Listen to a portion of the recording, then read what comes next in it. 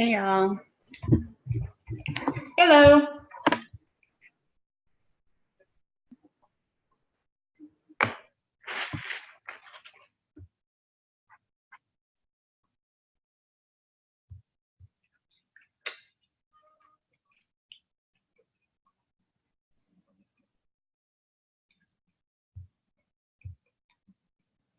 Hey Maria, can you hear me?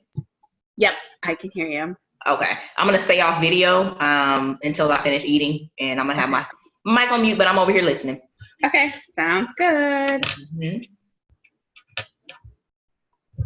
Can y'all hear my dishwasher? I put it on like a while ago. Totally forgot I was gonna have this call, but I don't hear anything. okay. I was like, oops, I should have thought of that, but you know. I had my computer on mute at first, so I was like, I definitely don't hear anything, but now that I'm off mute, I don't hear anything. Okay. Hey, Suzanne. Oh, she's dialing in, I think. Hey, Paul. Hello.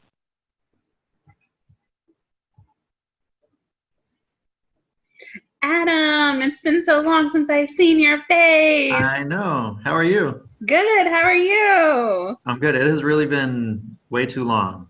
Embarrassingly long. It has. Were you not on the ASM when you got a beautiful shout out? I was prompted to join. So I joined toward the end. Yeah. Nice. It was great. Good.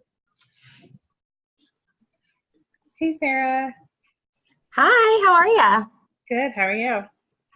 Oh man, my heat, Adam knows this, but my heat has been broken in my house and I thought it was fixed. You'll note that my hair is wet. I legitimately just had to go take like a 2-second hot shower because heat is not fixed and I live in an igloo. So, Oh my goodness. it's like not an ideal scenario for like entering a weekend, and yet we're gonna make it work. You know what I mean? What am I gonna do? With an 11-month-old? Yeah, that was my first thought. I'm like, how many blankets do you have on Santi? Yeah, no, I mean, it's the right question. I hadn't totally got there in my own head yet, which is to say that I think I'll probably head to Target with him and like pick up some sort of a fleece sack. Anywho, we're recording and I'm so sorry. Let's keep it moving. Totally fine. I can't tell what time it is. Where's my phone? Okay, here it is. Oh, okay. Let's wait a couple more minutes to see if more folks join.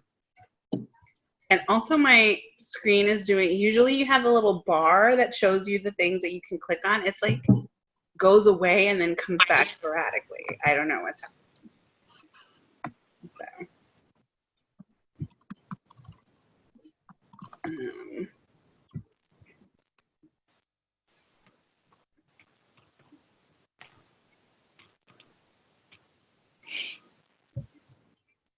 I'm just reading the messages. Hi, Tara. Now I don't see you on my screen though, so I won't see if you're waving again. You just got a second big wave. Yes. Okay. Hey, Rachel.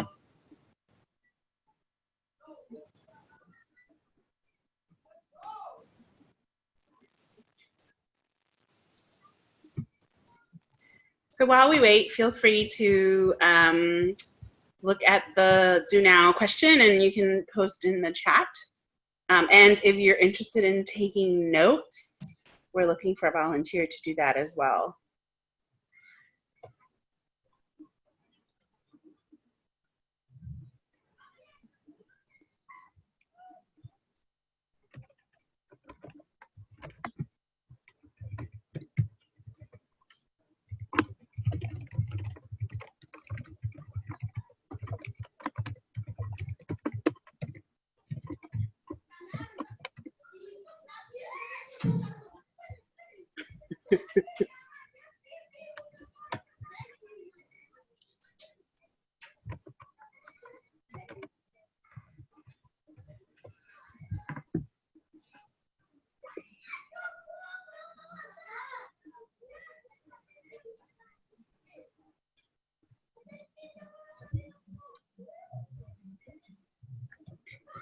Hey, Kylie. Hi.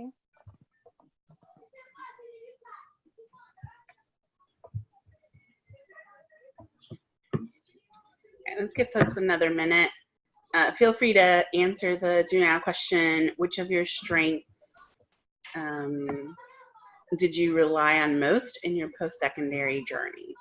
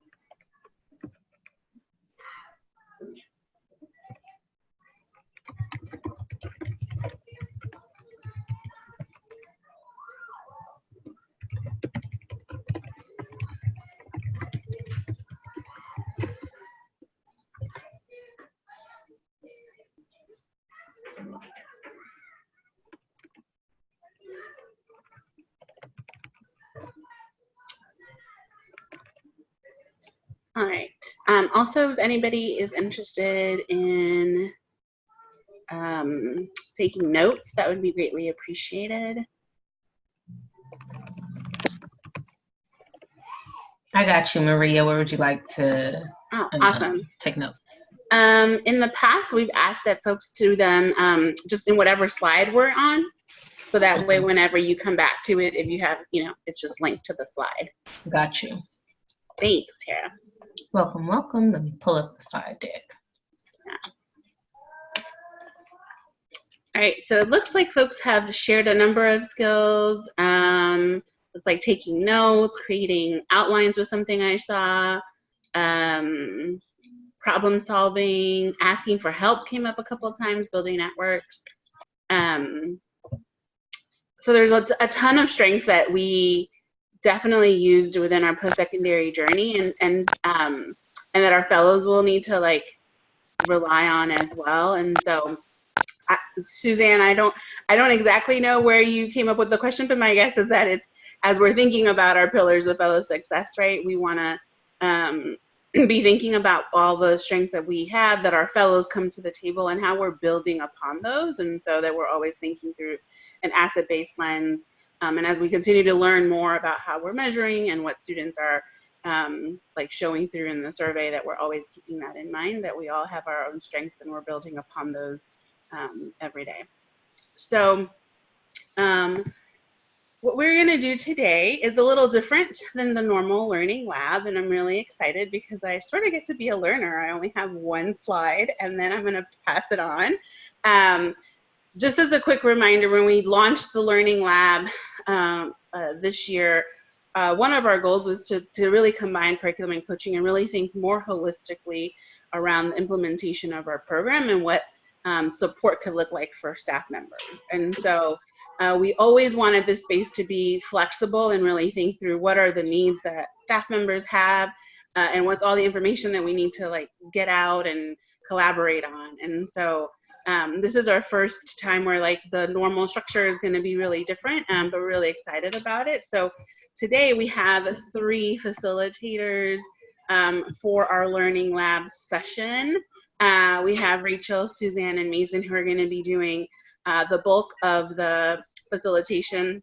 What I will name is that there's going to be like passing of control of the screen and all sorts of things, and so just give us grace as we toggle a new approach within the new approach to ensure that we get our learning on for the pillars of fellow success. So I'm really excited to learn today and just be a learner. I'll be in the background just doing some of the logistical stuff, and I will pass it on to Rachel, I think, right? All right. Awesome. Thanks, Maria. Next slide. Unless, Suzanne, are you going to share your screen? Oh, right. I'm sorry. I was in the chat, not sharing my screen. Bad person. But you, It looks like you're good unless you want me to do it. It says I can't do it unless you unshare. So It's all good. Thanks, Maria. So I am excited. I have like this vacation brain break. I just kind of stopped my staycation like 2 hours ago. So we will roll with the punches. I'm super excited about this particular training session for a couple of reasons. What we're going to accomplish, I mean, it's our first time really tackling and having pillars data from fall to the spring of Y1. And so the objectives that we're going to hit today are, one, we're going to be able to review the pillars of fellow success and build an understanding of their connections with CRP. The second is that we're going to be able to connect with staff in your region and in your role to be able to explore and analyze pillars data from FY19. You saw in the email that Suzanne sent earlier this week and this morning, we will have the opportunity to look at data in multiple ways. One will be through the overall regional context, and the second one will be through a cohort context, and Suzanne will share an awesome tool to be able to build data fluency in our pillars change data through a visualization tool that Mason created and some worksheets that Suzanne did, so that you can start thinking through the actual data in your work. I'll also name that we do have a bunch of national team members, which I think is actually okay. Suzanne and I are probably, we were G-chatting each other to understand like how we might split up the group so that if you're on the national team, this is still really helpful because we know that our pillars is a really big part of our program, and we want to be able to understand essentially what happened this year and how made that impact our work. So that's what we're going to tackle today. There's 3 things.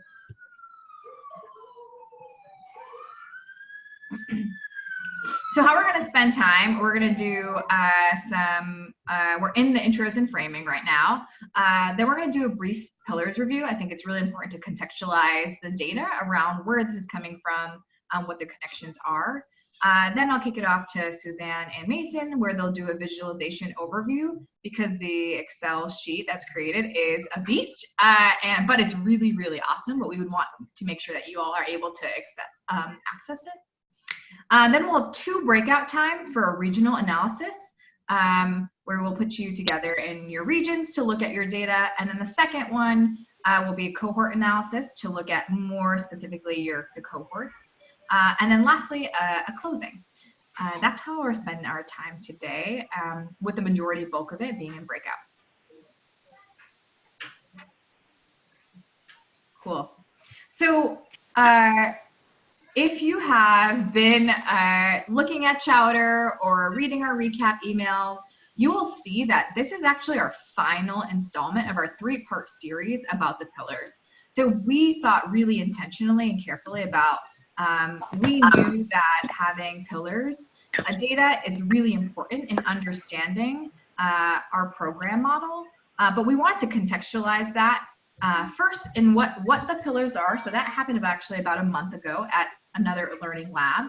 And then Bennett and Suzanne walked through our actual qualitative learnings and quantitative learnings around the VOE and the pillars, both what's the connection together and by itself. And today is really more thinking specifically around the pillars itself. So it's really exciting because we are able to have this work. And definitely, if you want more understanding, Suzanne will walk through the intro to pillars, but if that doesn't feel sufficient enough for you, I would recommend taking a look at the Learning Lab recording, which is linked at 9:13 to take more of a deeper dive. The last thing I will want to say is that we recognize that this training could feel a little bit delayed, or like this is October and the data came out, or we like collected the data in the spring through the end of June. And we wanted to be able to like name and own that. There were some,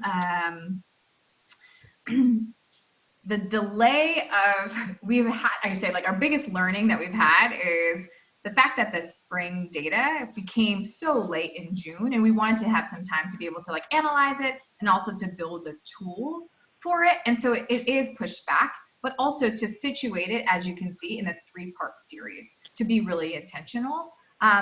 We also still know it's super important to understand where cohorts ended at the end of the year, because if you're a Y2 DTS, that's still really relevant. And we know that fellows in Y2 are taking the spring fellow survey. And so all of this is really important and still relevant, though it may feel like it is a little bit delayed in October.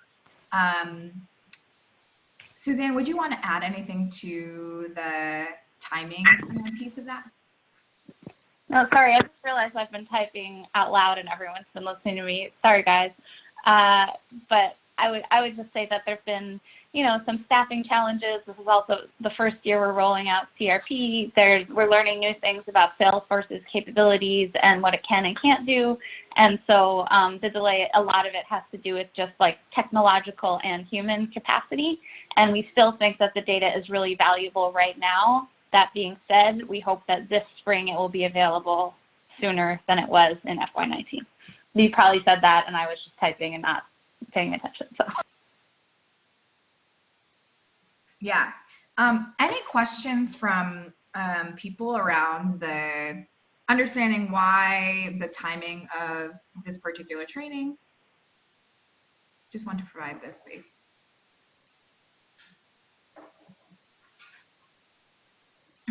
I love that, Paul. Yeah, put on a sustainable timeline is fantastic.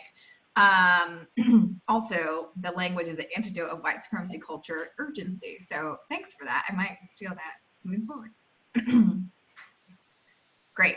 So now we're going to transition into doing a brief pillars review, and I'm going to kick it over to Suzanne.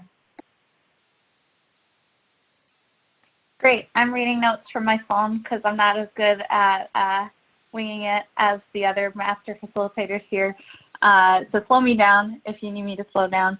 But many of you who have been to the other trainings have already had a lot of context around the pillars, or if you facilitated the survey analysis process in the past. So I'll try to go quick here. But as Rachel mentioned, we've already had trainings on these things, and those resources are definitely available to you. So if you need more context, I encourage you to turn to those links. But for those who need a little more introduction, the pillars of fellow success are a set of non-cognitive skills that represent a key part of the new One Goal program model, which is, you see a simplified version of it on this slide. Basically, the idea is that with support and coaching from DTSs, PDs will deliver a CRP-based post-secondary access and success curriculum in alignment with the principles of culturally responsive teaching.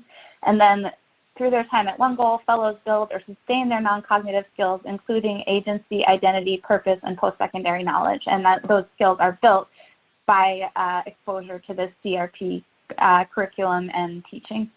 And then finally, fellows draw on the pillars as they select, enroll in, and persist along the post-secondary pathway of their choice. So there are 9 pillars of fellow success. 9, we are learning, is a lot. It's a lot both from a measurement perspective and from an implementation perspective. It's hard for PDs or DTSs to figure out where to focus if there's so many different things we're asking folks to focus on. So one of the things we may do this year is narrow in on which of these pillars best represent One Goal's value add. But in the meantime, we're also simplifying this information by looking at the pillars as clustered into 3 groups: content and application, self-knowledge and relationship skills, and mindsets and dispositions. And also want to note that the language that's on this graphic is not 100% aligned with what is actually measured in the survey. So for example, up on the right, up on the left side in the tangerine, I think that's what that color is called, you see self-regulation. What we're actually measuring on the survey is self-awareness, not self-regulation. Similarly, in the tangerine, you see college knowledge. What we're actually measuring on the survey is, I would say, more akin to post-secondary knowledge, because we include questions about both college and career. So then on the next slide, there's just links back to those other trainings where we've gone into the pillars in more depth and our findings from FY19 in more depth. So in addition to clicking on these links, I also love to geek out about this stuff. I'm always happy to chat or Slack or email or talk on Zoom about any questions you have, especially about the Pillar survey. So feel free to reach out. And so now we are looking at a lot of things at once.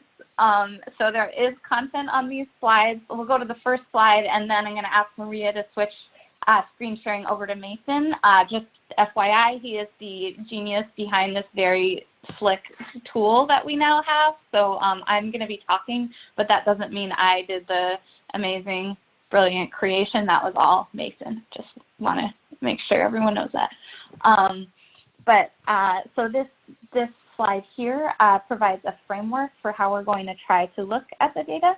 The framework is called the Ladder of Inquiry. It's a step-by-step process designed to support folks in drawing accurate conclusions from data and developing thoughtful next actions based on those conclusions. So I also did not make this up all by myself. It's a synthesis of materials that were developed by Transforming Ed and the Student Success Network. Both of these are organizations that have worked to support thoughtful use of data about non-cognitive skills. So I'll let folks take a minute to read and internalize this, and then you can just note in the chat when you're ready.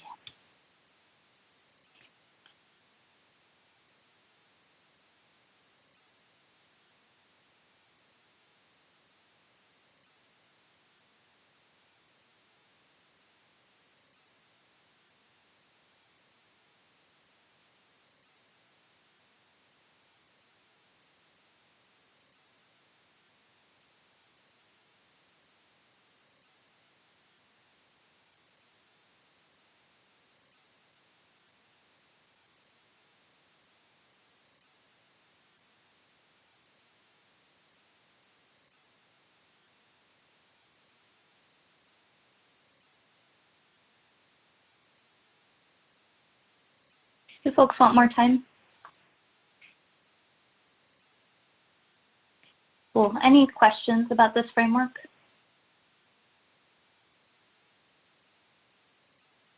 Okay, awesome.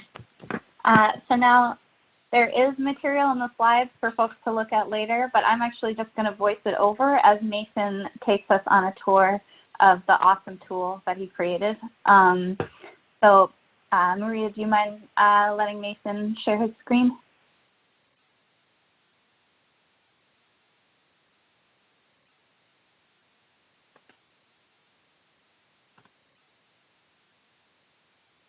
Great.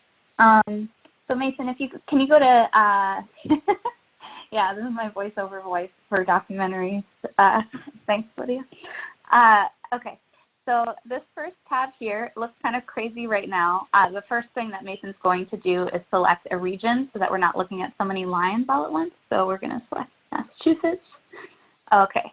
And so now what we see is a little graph for each pillar. And that graph shows the trend for how fellows reported their non-cognitive skills from fall to spring for that pillar in that region. And this really cool thing, the thing at the top that allows Mason to select a region, is called a slicer. Mason is very geeked out about slicers. He even made a video about them. So if you want to talk about slicers, definitely talk to Mason. Also, I want to note that when you use this spreadsheet on yourself, by yourself, sometimes there's a little glitch where you're going to see more than 9 graphs appear. It's going to look like there's too many graphs, and that's just like a Google glitch. So you can just reload and or give it a second, and it should eventually resolve back to the 9 graphs that are really there in reality. To content, the purpose of this tab is to visualize change in each pillar from fall to spring for fellows in your region as compared to fellows in the rest of one goal. So for this tab, there's one line that's your region, and then the other line is every fellow that's not in your region. As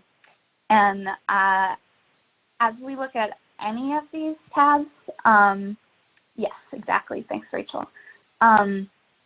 As we look at any of these tabs, I would encourage folks to not jump to especially personalizing the data.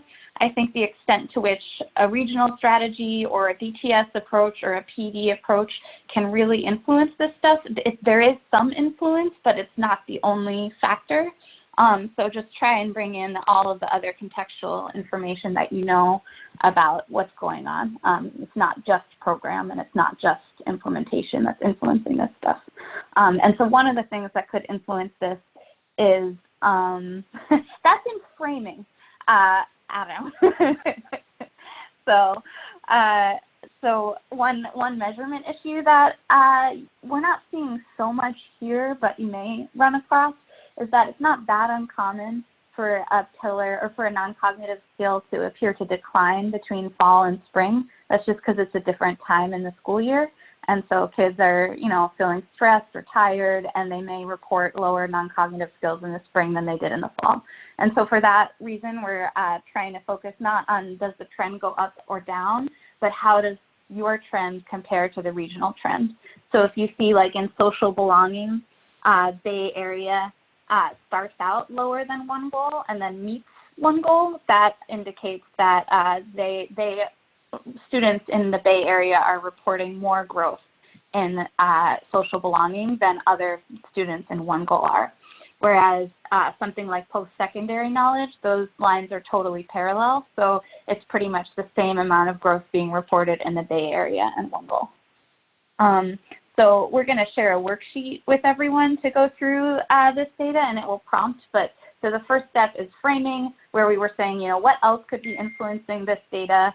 What are the limitations in the data? Those kinds of things. Then describing, so which trends are the same as one goal and which trends are different. And then the next step is analyzing. And so that's starting to make hypotheses and notice patterns. Like, for example, maybe in the Bay Area, they did a lot of stuff around social belonging, and that could be a reason. Or maybe they think there's this different cultural thing going on in the Bay that makes social belonging higher. So it's starting to identify hypotheses. So there will be a worksheet to bring you through those steps. So then the next tab is a tab that shows outliers. This is another place where framing by trying to not personalize is really important, because you're going to see individual cohorts that are in the top third of non-cognitive change as well as in the bottom third. And I would definitely not jump to the conclusion that someone's practice is bad because they're in the bottom third. I think it's just really important to bring in as much contextual information as you can.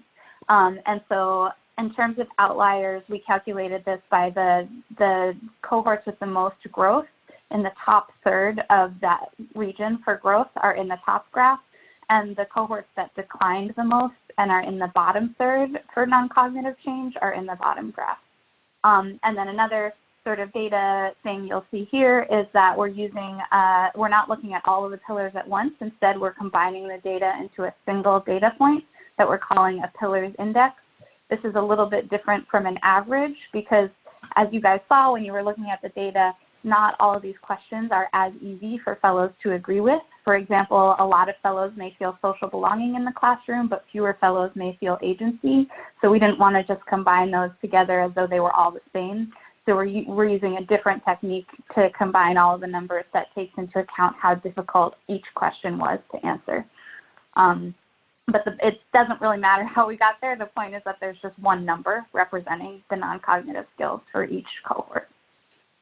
So again, you're going to be describing, framing the data, describing which cohorts are outliers, and then trying to analyze that information. And then there will be some time to step back and reflect and think through and plan based on what you've learned. And then the last tab is a cohort level version of what we saw in the first tab, where you first pick your region, and then you pick a cohort that you're interested in looking at, and then you can see the trend for that cohort compared to the trend for the region. And so again, here we see some places where they're pretty parallel, like post-secondary knowledge, and then some places where they're really not, like positive sense of identity. And so we're going to start again by framing, then describing what you see, then analyzing and developing some hypotheses, then sitting back and reflecting and saying, what other data might I really need to understand this more fully, or what other information do I have about this cohort, or where might my hypotheses be biased? And then finally, we'll turn to planning by looking at some existing resources to see what actions you could take with that cohort. And I think Rachel told me there's no Y1 DTSs in this room right now, right? Okay, so you're all Y2, or maybe you have a focus on both Y1 and Y2. If you're a Y2 DTS, our recommendation is that you look at this thinking, what do I know about this cohort? What other information do I have here? And then like, how might I want to lean in differently based on what I've learned from this data? Do you have anything to add there, Rachel? Okay. And just last shout out to Mason for making this awesome tool. It is really, really cool. Yeah, so. Great. So I will turn it over to Vincent. Awesome. One of the things that Suzanne and I talked about last week in prepping for this session was if I am a regional program team lead, like what tab may I want to think about or to focus on? And so the exciting thing about the way in which Mason designed the tool is that there actually is like an audience, we would say like a recommended audience for each one of the tabs. I'm gonna reshare my, I'll reshare the screen.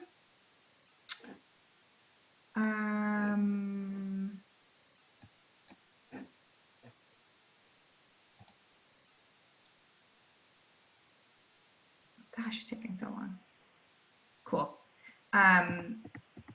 So just for context, here you will be able to see exactly what Suzanne just walked through.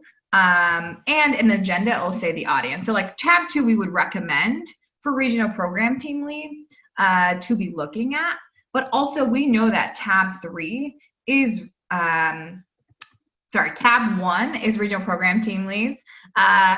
And obviously, if you're a DTS, to contextualize, like, how is my region doing overall? Tab 2, Suzanne and I went back and forth, like, why would you want to know outliers of your region? Like, why is that actually really important based on your seat as a DTS or not? But really, it is to begin to understand, like, what potentially are the trends that you're seeing in the top third or bottom third, or is there actually any trends, or is there anything that was happening in that space? Is there anything that was program design or implementation that was related to it? And then lastly, the tab 3 is definitely for DTSs, not exclusively Y1, but Y2. We thought a lot about, like, how can you consider if you are inheriting a cohort, this is a really awesome opportunity for you to see and understand where they ended at the end of the year, but also where they began and what are some of the reasons or planning reflections that you're having. So I just wanted to share that frame because the way in which Suzanne created these worksheets. Oh no, oh yeah, make a copy. I'm like, wow, for a second I was like, dang, I don't got the privilege. I was a little, I was like, wow, I really got shut down. But Suzanne did a really awesome job of adapting this worksheet from the fall of last year. So if you were a Y1 DTS or regional program team lead or a national program team member that worked on the fall, you will notice that the ladder of inquiry is not something new, but Suzanne did a really good job of adapting it to the data that, in the way that Mason visualized our data. So the first part of the breakout group is really just looking at tab 1, and if you would like tab 2 at the same time. And we're going to split you up into Massachusetts, Houston, and then potentially 2 national team groups to start doing some of the analysis. You will be there probably for about 20 minutes. And you will just be kind of doing some thought partnering with each other to say, or you could decide yourselves individually, like how you'd want to assess it. And then we will potentially just come back together to hear any of the reflections that you have before we go into the individual cohort data. So it will end up being the same groups again, but just so that you know that we will come back together and after you do some of the ladder of inquiry for your regional data. Any questions before we Rachel, break did up? you say 20 minutes? Um, I just want to make sure Suzanne. I assign it right. Yeah, okay. Hey, sorry, you guys, we've been playing it a little fast and loose with the breakout groups just because we weren't sure who was going to come, and that influences how they're designed. One thought that Maria and I were talking about was just keeping folks in the same group and then giving a time notification when folks could shift from the regional to the cohort. What do you think of that, Rachel? I defer to your facilitation expertise. I actually will ask the group for regional people. I'm thinking of you, Massachusetts and Houston. Would you want to just spend that bulk of the time together, or would it be helpful to spend time doing the first worksheet, come back together to discuss, and then the second in breakout groups? So it's really about the decision point is, would you want to come back together? So it's up to you all. What will we be discussing if we come back whole group? Just any of the reflections that you had in completing this process. But we will also do reflections at the end. It's really just a way of breaking up the time. Got you. My preference would be just to stay in the group with my region and then have reflections at the end. Perfect. Fantastic.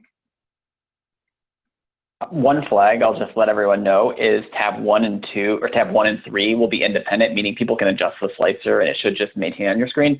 Tab 2, that's actually like if somebody selects Massachusetts, everyone sees Massachusetts, just from like a limitation within Google Sheets. So I just wanted to make you aware of that when going in. So it may be worthwhile to like have between the regional stakeholders to have one region go there first to tab 2 and then like swap at some point.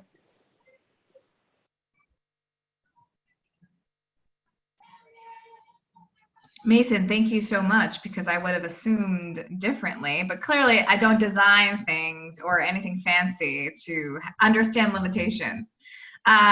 So Mason has dropped it in the chat. I will also share the copy of the pillars change data for the regional level. When it comes, I will ask Maria to do a, oh, sorry, that I definitely just shared my own copy, didn't I, Suzanne? Yep, trash. Thank you. Adam was like, yep. And then I'll ask Maria to give a transitional countdown. We'll come back together with, oh, see, with 15 minutes left. Is that right, Suzanne? Around X15? Yes. Great. Sorry, guys. I don't know what's going on with permissions. Working on it right now. 1 second. Everyone needs permission. It's okay. And just so folks know, I gave each group is going to get a 2-minute warning. So y'all will see the 2 minutes so you can start wrapping up, and then you'll automatically be brought back into the group, the large group.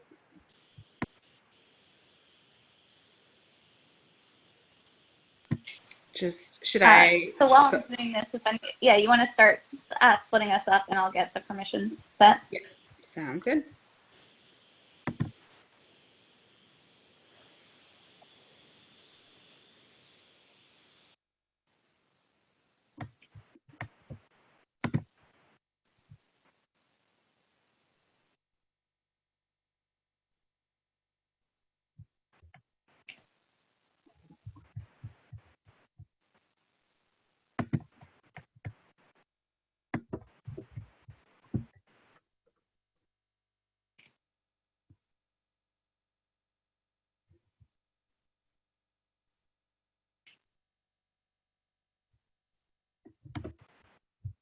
Tara, did you get the notice? Oh, did you see it?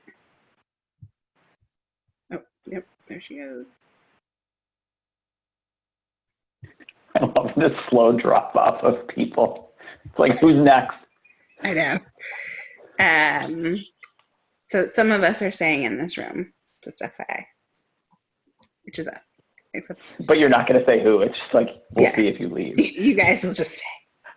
No, it's just us. And then I think Suzanne will join when I think she's figured out the. Can we put Laura in a group, or is that too much national people in regional spaces? So I think the idea was to have 2 national groups. So there's like we're one of the national groups. Because it was you and me, I thought we weren't doing it. You, me, and Mason as 3 out of the 4. I was like, thought we just weren't going to be doing it, I guess, because I was like, we know what we're talking about. But I like to look through it again. I don't know how to with did it, like, can I refresh on a thing where it's like a make a copy? Yes, I can. So I think I was comparing the link. The link in the PowerPoint deck is different than the one that Suzanne shared to the worksheet. Oh, can you just, okay, there we go. Yeah, if Weird. you just click on the worksheet. Okay. Oh, no, wait. Yeah. Copy of copy. Got it.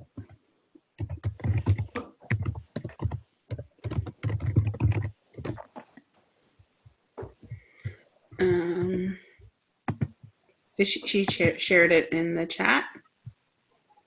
If you click on the last one she shared, the last link that's in the chat, Okay. that worked for me this time around. Okay. Nope.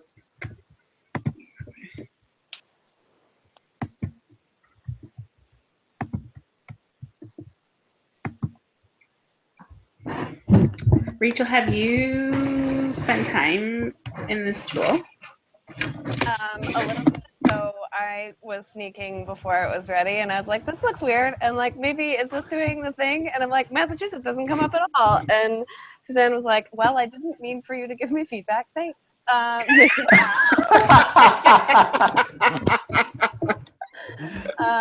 was funny. Because she's like, well, thank you, because Massachusetts wasn't pulling up. Like, they was deleted accidentally from the master sheet. So, yes, I got to play with it that way. But I didn't, like, internalize. I was just playing. Nice. Which tab do we want to start on?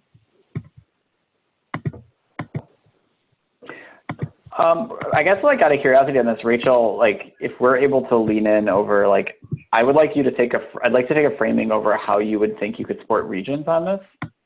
Oh, you like the.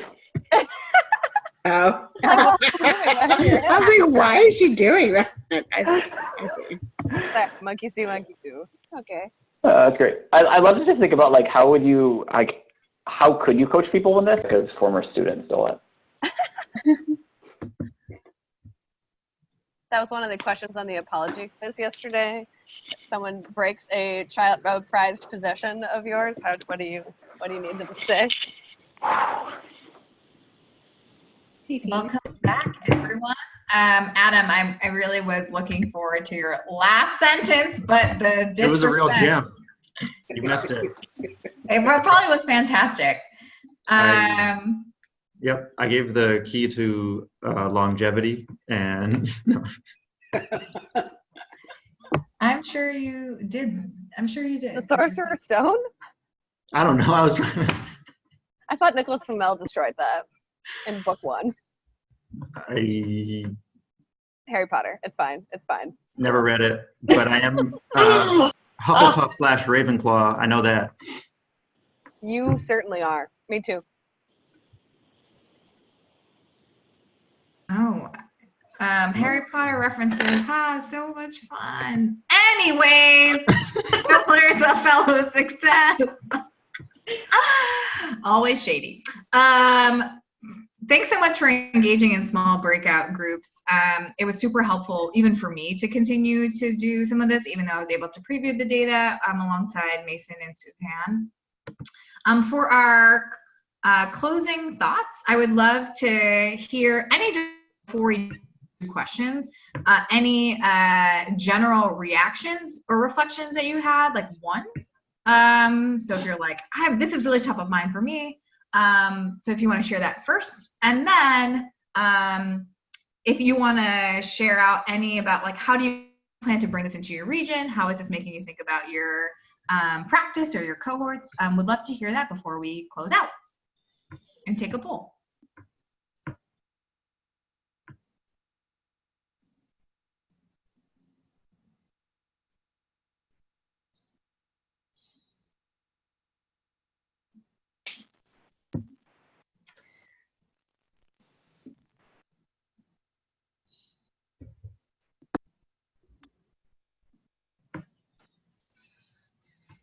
Also want to share that if anyone would like some like push-in support to bring this to other folks in your region, I am happy to join any meeting you want me to join.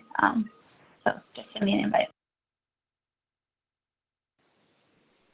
I will say in our group, it was fun. I asked Rachel to be like, when you're supporting people, like, can you just walk me through how you see yourself using this? And that was really helpful to like go through the process where she started kind of with the high level within a region and said, oh, I noticed this went really like, I noticed an increase here in comparison to the one goal line.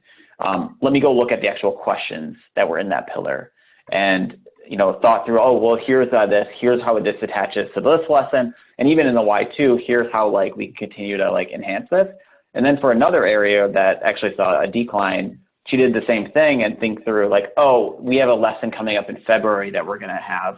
Let me think about how we can like really hone in on that lesson to ensure that we can really support students to like continue to support students in growing in this area, knowing that they saw a decline within that. So it was useful to like see her kind of thought process and how she would coach in that way, going through the tool.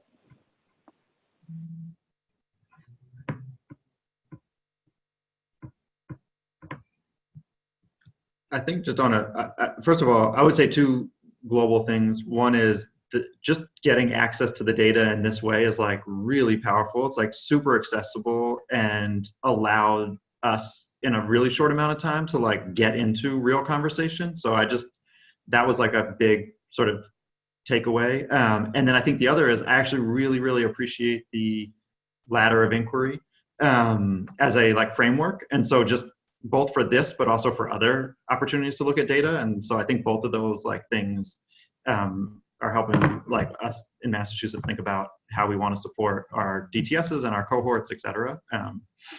So very helpful.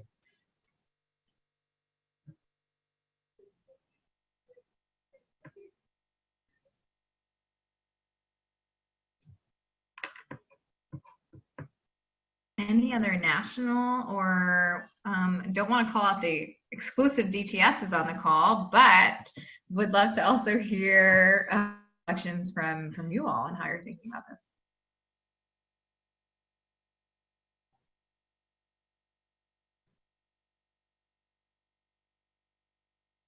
We had some ideas in our group about like how, because we on our like national team who've traditionally had like one-on-one check-ins with people in regions, like don't have as many of those this year. So if the like attendance at these spaces is like hard for folks, like how do we get like the increased engagement around things like pillars, which are like cornerstones of our new program? So like, how might we, Houston did a really cool ed puzzle training. So like, is that something we could offer so that folks are like engaging with the material, but you can not have to be in a space at a specific time, but still kind of getting that conversation and some of the information back and forth, because you can do the pause and like have people reflect and answer, like enter their reflections. Or are there just other spaces that we need to like be more available to, and like how do we prioritize which ones we can do that for and which ones we can't, because like we are also only like a couple of people, so that was coming up for us.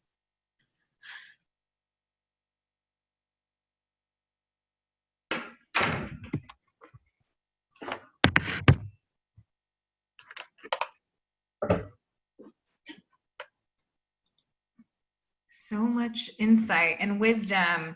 Yes, there's lots of questions. Adam and Sarah raised really awesome questions about like how do we support our DTSs given the timing, the real timing of the data, and the other like priorities that we have around coaching with PD. So like how do we make sense and make meaning of that at this time, and then how does that influence us for next year Y1 and Y2? Like when do we actually administer it?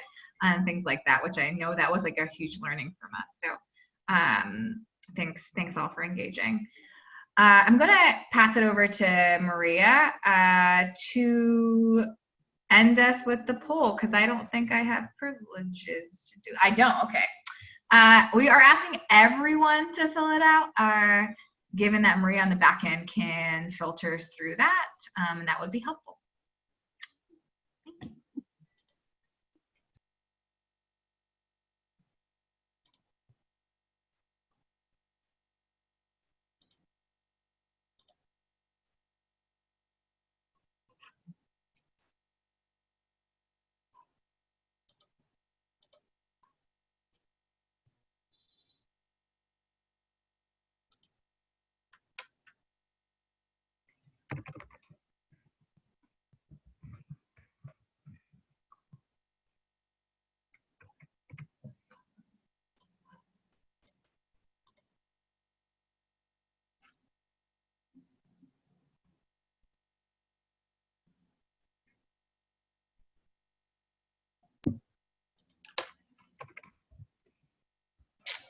It looks like one person still needs to complete, and then we'll be all done.